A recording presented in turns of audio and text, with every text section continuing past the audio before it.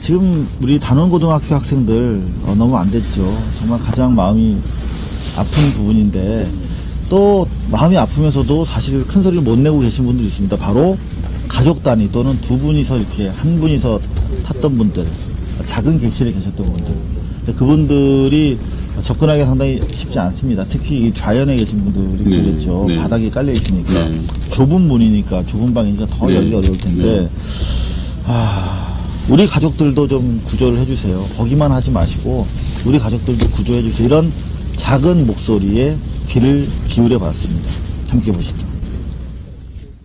자, 식당에서 3층에 들어가셨으면 식당을 후색을 하셨으면 옆에 있는 방부터 뒤지세요. 4층에 올라가셨으면 제가 여기 떨어져 있던 부분이니까 이쪽에는 아마 없을 거예요. 그러면은 이쪽에서 지금 왔다 갔다 해서 사람이 유실될 수도 있고 그런 부분이니까 일단은 급한 대로 지금 어려워서 밖에서 유리를 깨고 들어오신다고 들었어요.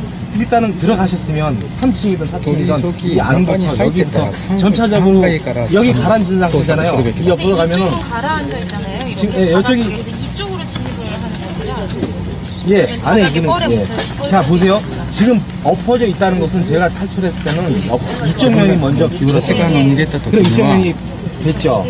그리고 이쪽이 나중에 헬기에서 구해준 데자 맞잖아요. 그렇죠. 그리고 나중에 뱃머리가 여기 큰 부분 이쪽에 있잖아요. 여기 표시를 해놓은 데가. 그러면은 일단 이쪽에 묻혔다고 보고 지금 상태가 엎어져 있는 상태예요. 그죠? 엎어져 있으니까 똑같을 거 아니에요.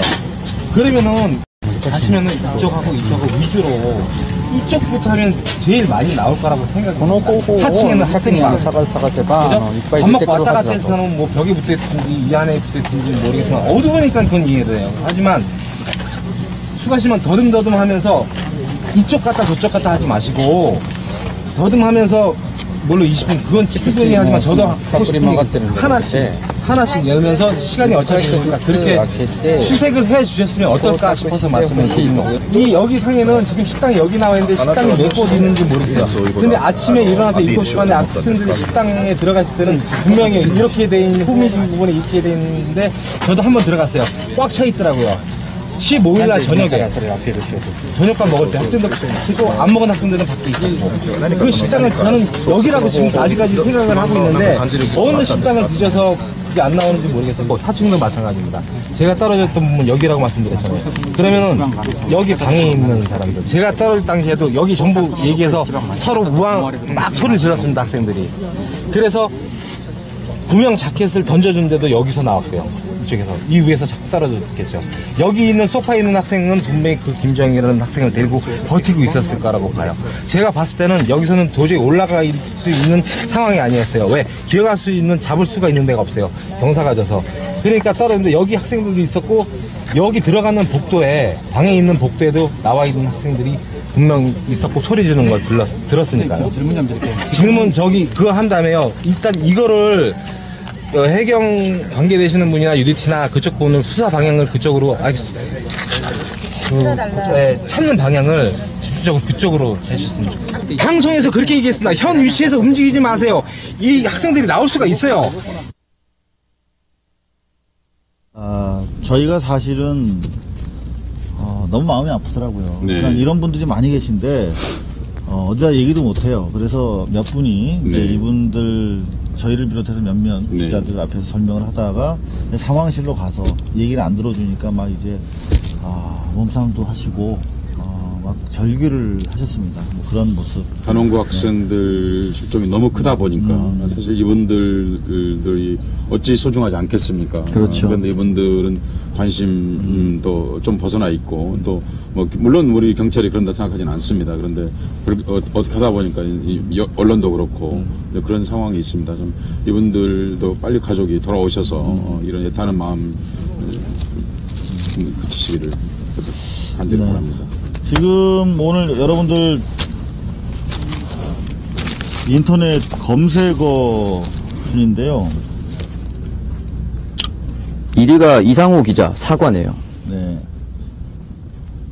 제가 뭔가 봤더니 제가 사과한 게 이렇게 맨 위에 올라가 있더라고요. 그러니까 연합뉴스의 사실과 과장되어 있는 네. 지금 상당히 지지부진하고 피해자 가족 입장에선 정말 그야말로 다 갈아치우고 싶은 그런 구조 행태에 대해서 사상 최대 규모의 역사상 최대 규모의 구조다라고 이렇게 에드발론을 띄우는 그런 기사에 대해서 제가 비판하는 과정에서 욕설을 한 적이 있지요. 잘못됐는데 그래서 제가 제 지적할 수는 있지만 그래도 방송하는 사람으로서 모범이 돼야 되는데 그렇지 못한 부분에 대해서 정중하게 사과를 드렸습니다. 어제 이 자리에서 90도로 제가 인사를 했고요. 그래서 그 결과 이제 검색어 1위가 될 정도로 저는 충분하다고 생각이 됐는데 오늘 오후 2시에 연합뉴스 측으로부터 통보를 받았습니다. 사과가 불충분했다.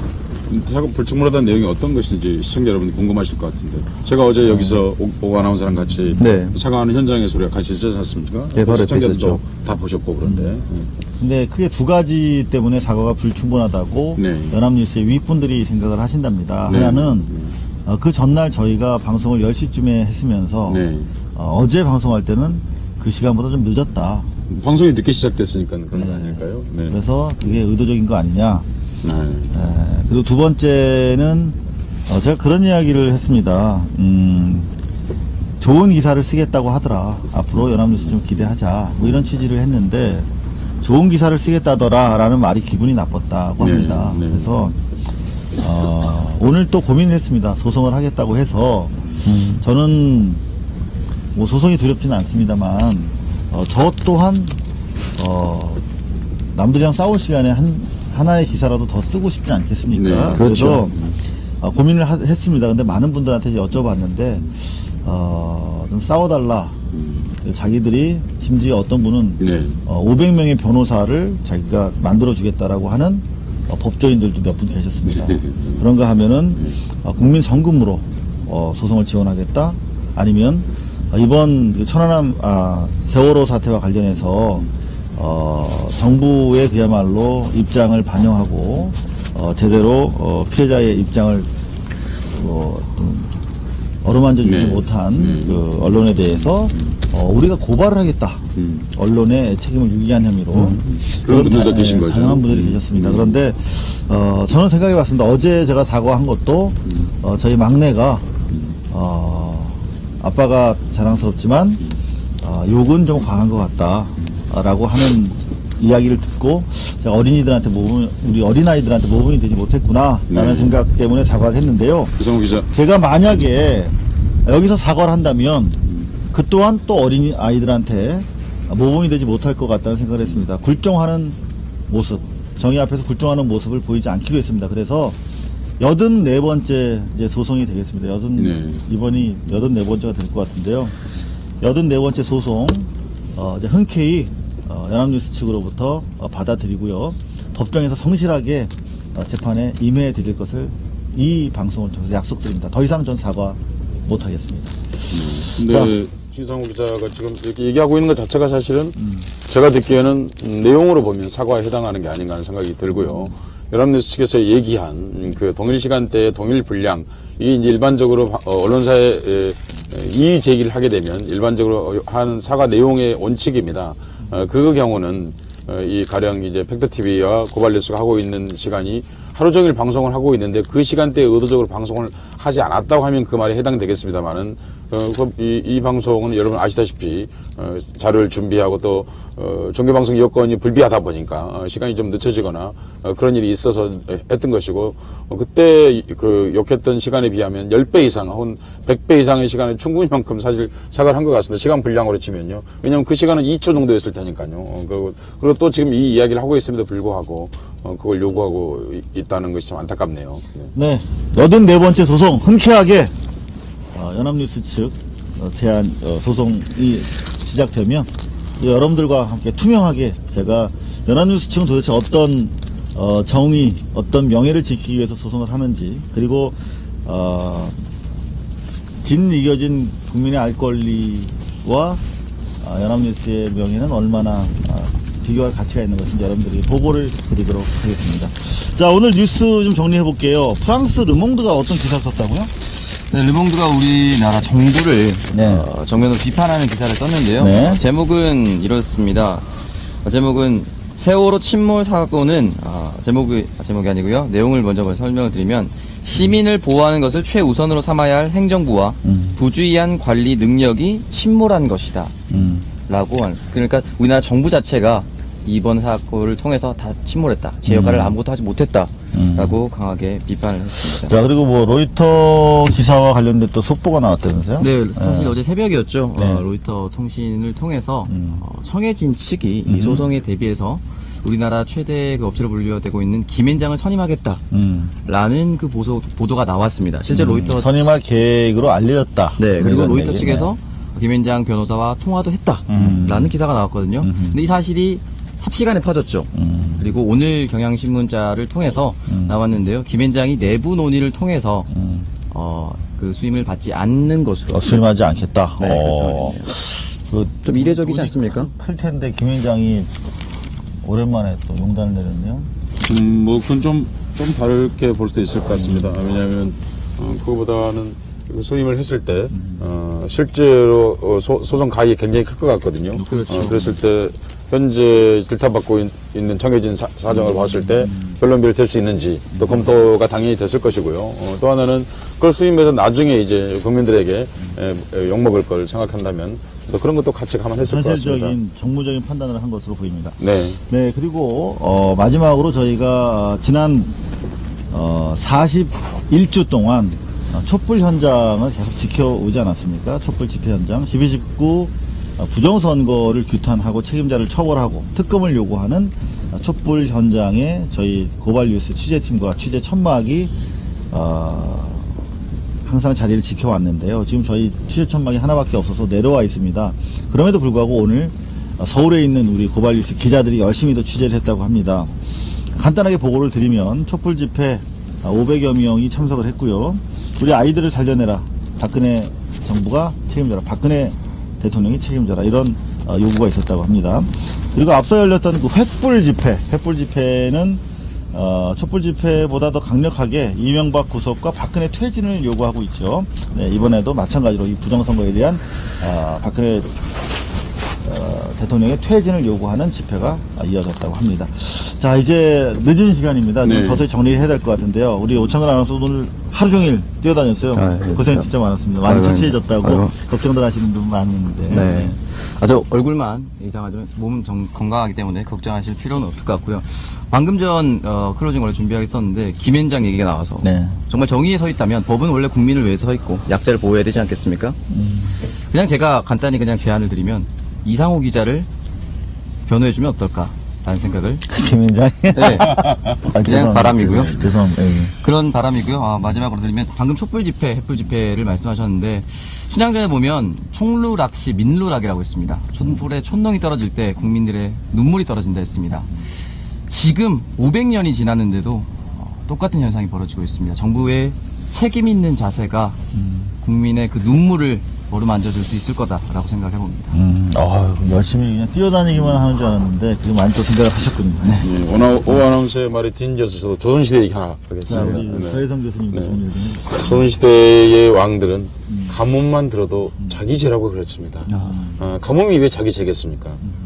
세종 같은 경우는 가뭄이 들었을 때 내가 부덕해서 그렇다고 궁궐에 이 기둥을 잡고 머리를 짓지었습니다. 머리를 짓짓는다고 여러분 생각하시면 그냥 쇼로 하는 줄 아는데 그렇지 않습니다. 이마에서 피가 날 때까지 하는 것입니다. 네, 그렇습니다. 그리고 크게 흉년이 들었을 때는 광화문 내거리에 나와서 초막을 짓고 살았습니다. 그리고 그 사람들에게 백성들에게 밥을 퍼주었습니다. 왕 그렇게 하지 않아도 됩니다.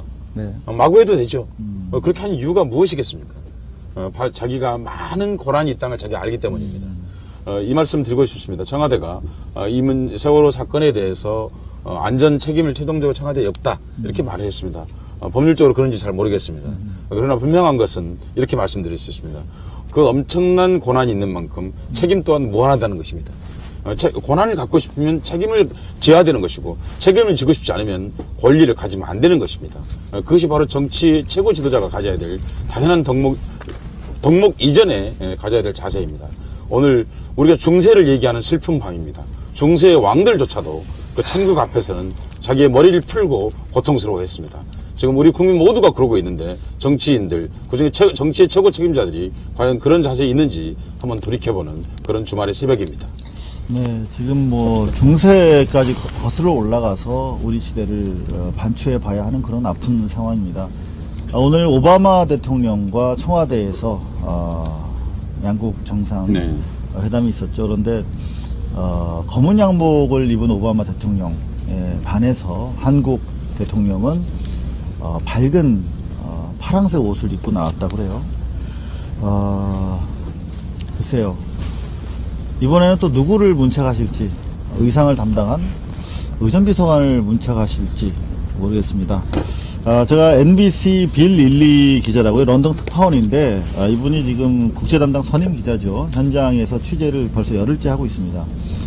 정말 굵직한 말레이시아, 우크라이나 사태 뭐 큰 것들을 보도하는 세계적인 기자인데 NBC를 얘기하는 네, 건가요? NBC요. 문화방송 아니죠? 네네. 네네. 빌 릴리 기자에게 물어봤습니다. 한국 언론 보도 태도에 대해서 쭉 장시간 인터뷰를 했는데 정리되는 대로 저희가 여러분들께 업로드 해드리도록 하겠습니다. 과감한 질문을 던지는 게 기자 아니냐. 한국 정부의 책임을 묻지 않는 듯한 언론, 그리고 한국 정부의 정점에는 대통령이 있다. 뭐 이런 이야기를 나눴습니다. 네. 자, 오늘도 절망 속에서 그야말로 천당에서 지옥이 아니라 지옥에서 지옥으로 치닫고 있는 우리 피해자 가족들, 그 다음에 책임 회피에 여념이 없는 당국자, 그리고 선거를 앞두고 국면 전환을 노리고 있는 정권, 그리고 우리 사회 생명의 위기에 고통받고 계신 시청자분들을 생각하면서 우리 고발뉴스와 우리 스태프들 어떤 질문이 올바른 것인가, 기자로서, 저널리즘으로서 과연 앞으로 또 무엇을 더 물어야 할 것인가에 대해서 치열하게 내일도 머리와 발로 고민하도록 하겠습니다. 오늘 시청해주신 여러분 감사합니다. 감사합니다.